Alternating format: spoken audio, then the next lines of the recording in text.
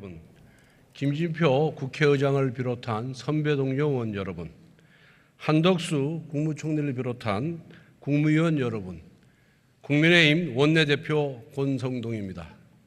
오늘 연설을 시작하기에 앞서 지난 대통령 선거와 지방선거에서 저희 국민의힘을 선택해 주신 국민 여러분께 진심으로 감사를 드립니다.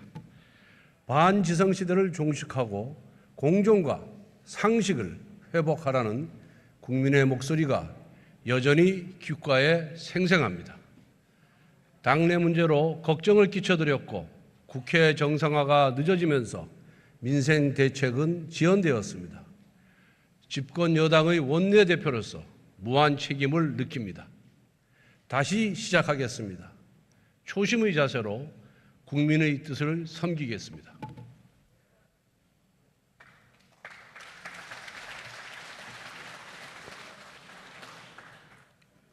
여야 의원님들께서도 잘 아시겠지만 요즘 민생이 너무나 어렵습니다. 어떤 택시기사분은 일하러 나가기가 무섭다고 합니다. 회사가 콜을 넣으면 무조건 가야 하는데 단거리 손님이면 기름값도 안 나온다고 합니다. 장거리 출퇴근하는 직장인들은 조금이라도 더 싼 주유소를 찾기 위해 애씁니다. 얼마 전 신문을 보니 상추값이 올라서 금추라고 합니다. 상추 한 장에 200원이면 식당 사장님들 어떻게 장사를 하시겠습니까? 많은 자영업자와 소상공인들께서 어떻게든 버텨보려고 은행 대출도 받았습니다. 그런데 이제는 이자가 올라서 또다시 고통을 받고 있습니다. 이것이 고유가, 고물가, 고금리 3구 시대의 고통스러운 현실입니다. 대적 요인이 민생 고통의 주요 원인이라는 것은 사실입니다. 에너지 가격과 곡물 가격이 급등했습니다. 공급망이 불안해지고 주요 국가의 통화 긴축도 가속화되었습니다. 퍼펙트 스톰이 몰아치고 있습니다. 그러나 대적 요인만 있는 것이 아닙니다. 지금 한국 경제는 마치 기저질환을 앓고 있는 환자가 에브 바이러스에 감염된 것과 같습니다. 경제 체질이 나빠졌기 때문에 애부적 위기에 더욱 취약해진 것입니다. 한국 경제가 왜 힘들어졌습니까? 저는 바로 정치 때문이라고 생각합니다. 문재인 정부 5년 내내 정치가 경제의 발목을 잡았습니다. 국익과 국민보다 눈앞의 정치적 이익을 우선했습니다. 오늘만 산다식의 근시안적인 정책, 국민을 갈라치는 분열적 정책이 바로 민생 고통의 주범입니다. 경제의 기본을 무시한 소득주도 성장, 정치 논리가 앞선 최저임금의 급격한 상승으로 고용시장은 얼어붙었습니다. 최저임금이 누군가에게는 벽이 될 수 있습니다. 이 벽을 넘지 못한 자영업자는 폐업했습니다. 어떤 근로자는 저임금을 받을 기회조차 빼앗겼습니다. 문재인 정부는 부동산 대책을 무려 28번이나 발표했습니다. 5년 내내 수혜 억제, 공급 무시로 일관했습니다. 민주당의 임대차 3법 같은 졸속 입법과 맞물려 국민은 주거 불안에 시달리고 있습니다. 집을 살 때 내는 취득세, 집을 갖고 있을 때 내는 보유세, 집을 팔 때 내는 양도세를 대폭 인상하여 옴짝달싹 못하게 하였습니다. 오죽하면 내 집 팔아서 옆집으로 이사 못 간다는 말까지 나왔겠습니까? 잘못된 정치가 국민을 이사 완박으로 만들어버렸습니다. 고용주와 근로자, 임대인과 임차인, 주택 소유자와 무주택자를 갈라쳤습니다. 그 결과 모두가 힘들어졌습니다. 민주당은 기득권과 싸운다고 목소리를 높였지만 사실은 민생과 싸우고 있었던 것입니다. 코로나 방역의 상처가 아직도 남아 있습니다. 2주 단위로 말 바꾸는 비과학적인 방역 때문에 희망 고문을 당하다가 장사를 접은 분들이 한두 명이 아닙니다. 국민 얼차례 방역으로 비판받으니까 재난지원금 명목으로 나라 곳간을 털어댔습니다. 당시 야당의 목소리를 경청하여 꼭 필요한 분들께 두툼하게 지원을 했더라면 대출도 덜 받고 고금리 고통도 줄었을 것입니다. 대한민국 정부 수립 68년간 627조 원이었던 국가채무, 문재인 정부 5년을 거치며 1천조 원을 넘어섰습니다. 미래를 저당 잡아 국가채무 1천조 시대를 열었지만 그 성과가 무엇이었냐는 국민의 물음에 대해서는 답하지 못했습니다. 가뜩이나 어려운 경제 위기 상황에 전기요금 인상 독촉장이 밀려옵니다. 그 직접적인 원인은 문재인 정부의 탈원전 정책에 있었습니다. 가성비 좋은 원자력 에너지를 줄이고 비싼 신재생 에너지로의 전환을 무리하게 추진했습니다. 한전의 적자는 이미 예견된 일이었습니다. 올해 한전 적자 규모는 30조 원에 이를 것이라고 합니다. 탈원전 정책 추진 과정도 문제가 많습니다.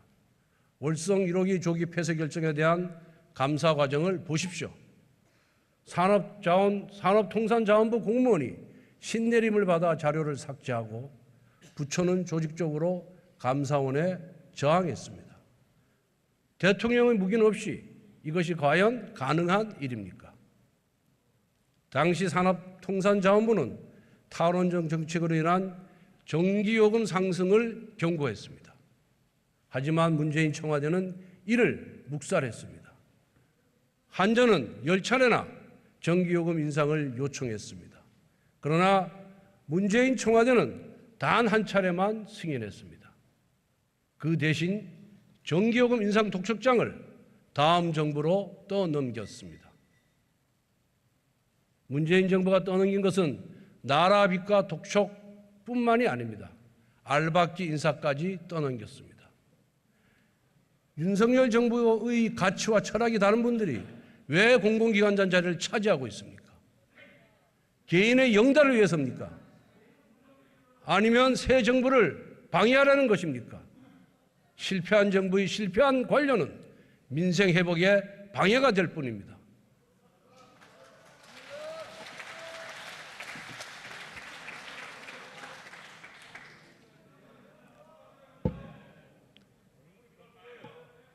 고위직 공무원은 명예직이지 고액 알바가 아닙니다. 깨끗하게 사퇴해서 마지막 자존심이라도 지키시길 바랍니다. 민주당이 진정으로 지난 5년의 실패를 인정한다면 알박기 인사들에게 자진 사퇴 결단을 요청해 주십시오. 이것이 국민에 대한 최소한의 도리이고 새 정부에 대한 최소한의 도의입니다.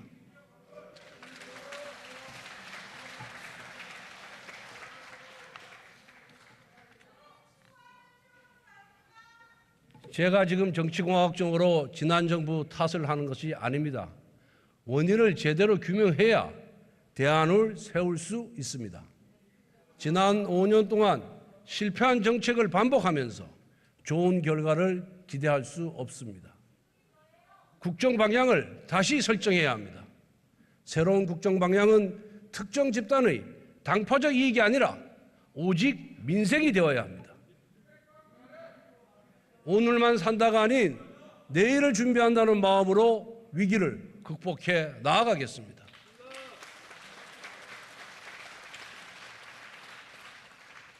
윤석열 정부와 국민의힘은 우선 국민의 밥상부터 신경 쓰겠습니다. 이미 돼지고기, 식용유 등 식품 원료 7종 할당 관세와 단순 가공식품류 부가가치세는 연말까지 면제했습니다. 가격이 불안정한 감자, 양파, 마늘 등은 비축 물량을 풀어서 시장 공급을 확대하겠습니다. 직장인 식대 비과세 기준도 10만 원에서 20만 원으로 확대하겠습니다. 도로, 교통, 우편요금 등은 올해 말까지 동결하고 전기와 가스요금 인상은 최소화하겠습니다. 유류세 인하를 연말까지 연장하겠습니다.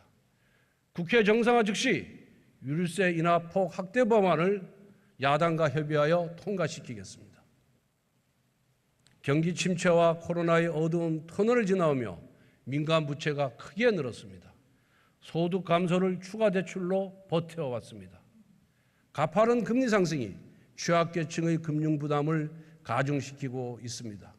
서민 경제 붕괴와 대량의 신용 불량자를 사전에 막기 위해 특단의 금융 대책이 필요합니다.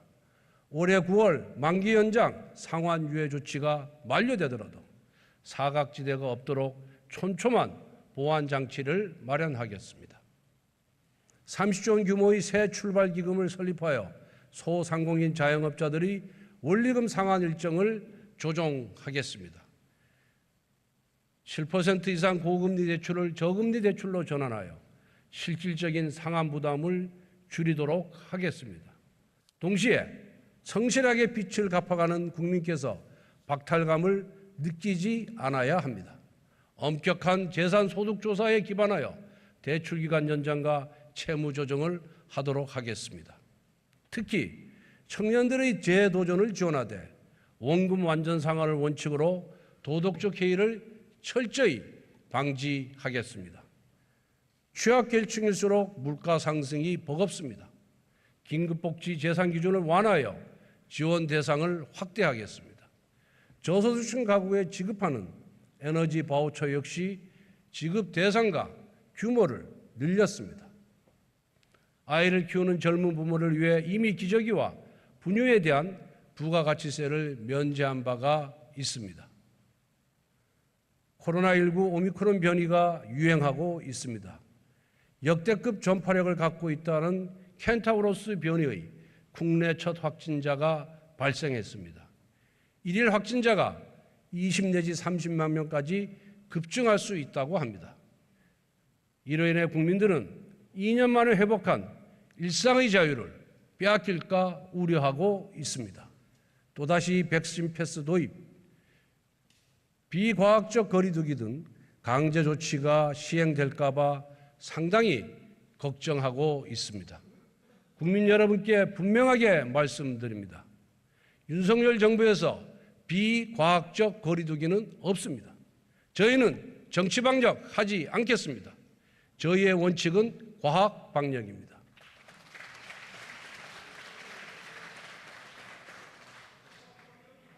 일상제약을 최소화하는 범위에서 합리적인 방역 대책을 마련할 것입니다.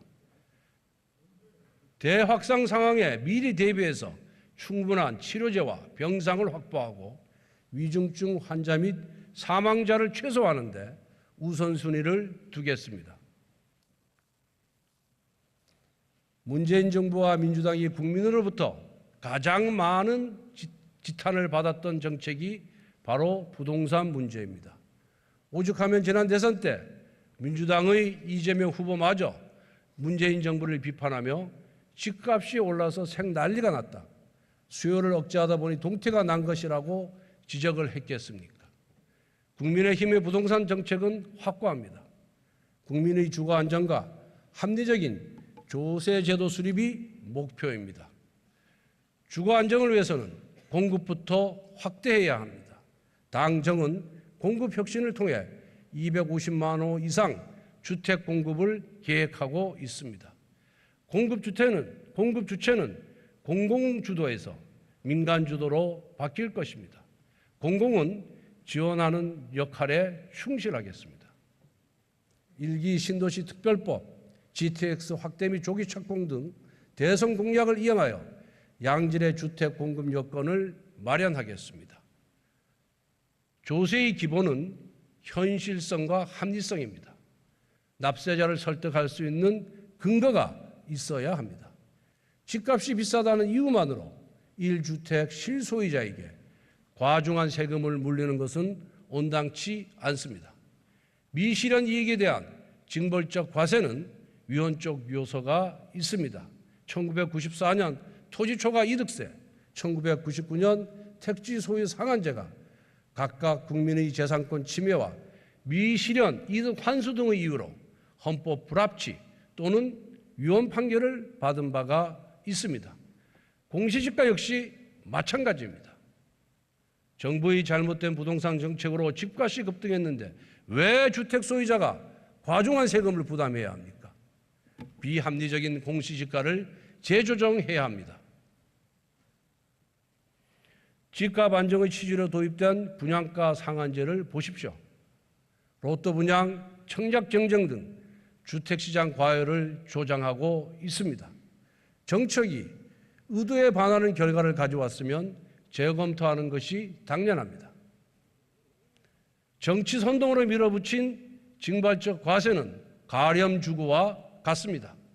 1세대 1주택 실소유자의 보유세 부담이 부동산 가격 급등 이전 수준으로 환원될 수 있도록 보유세제 개편을 추진하겠습니다.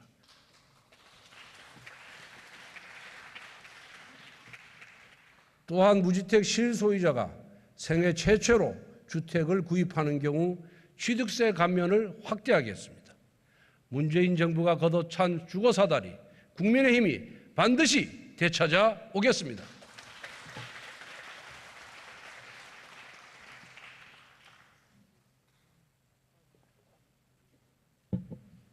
21대 국회는 한국 사회의 해묵은 개혁 과제를 해결해야 합니다. 연금 개혁의 필요성은 누구나 인정하는 사실입니다.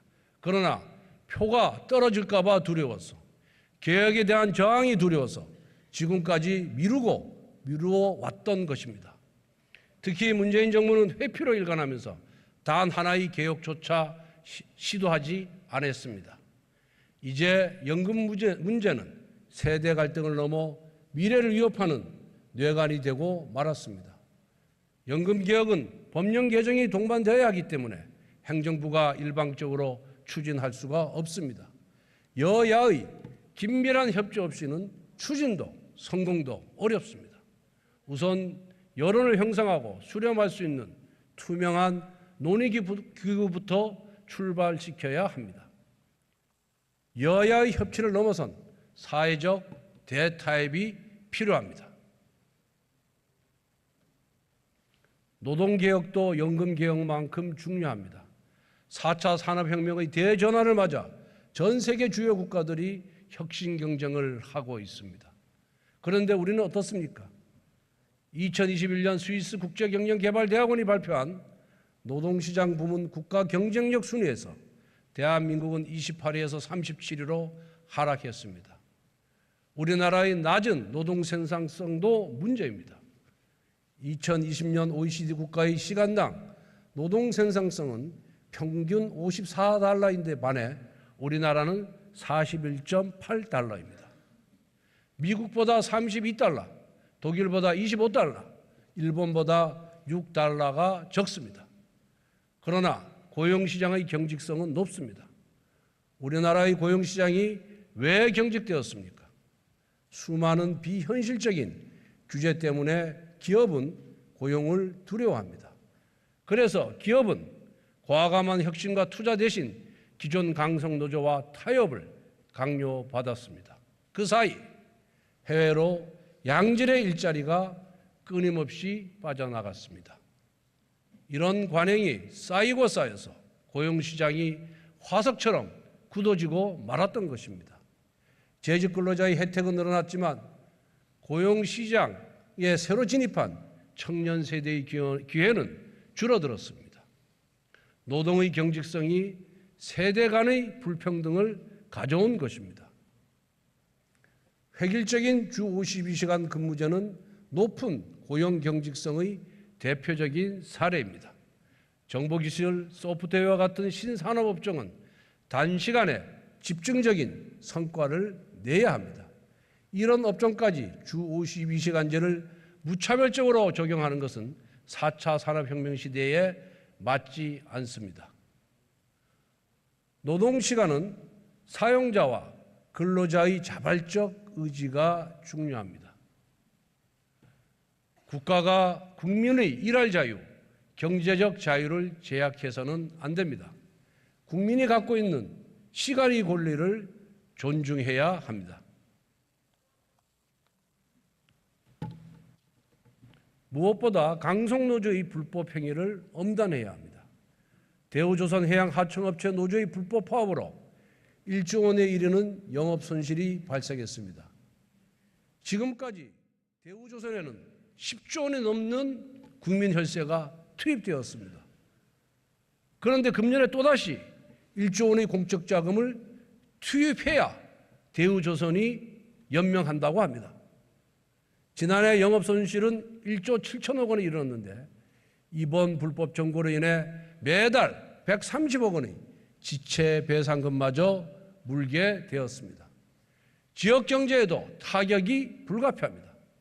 120여 명의 불법 파업 노조원이 10만 명의 거제 시민 생계를 볼모로 잡고 있는 형국입니다.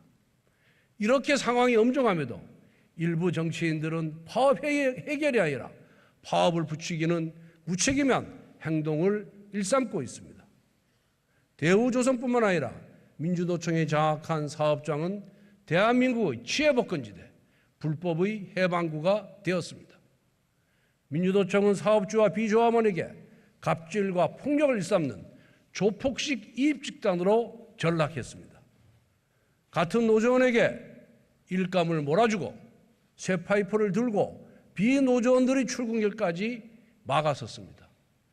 폐업으로 내몰린 하청업체 사장을 조롱하면서 눈앞에서 춤까지 췄습니다. 불법 행위는 엄정하게 대응해야 합니다. 불법에 대한 미온적 대응은 결국 불법을 조장합니다.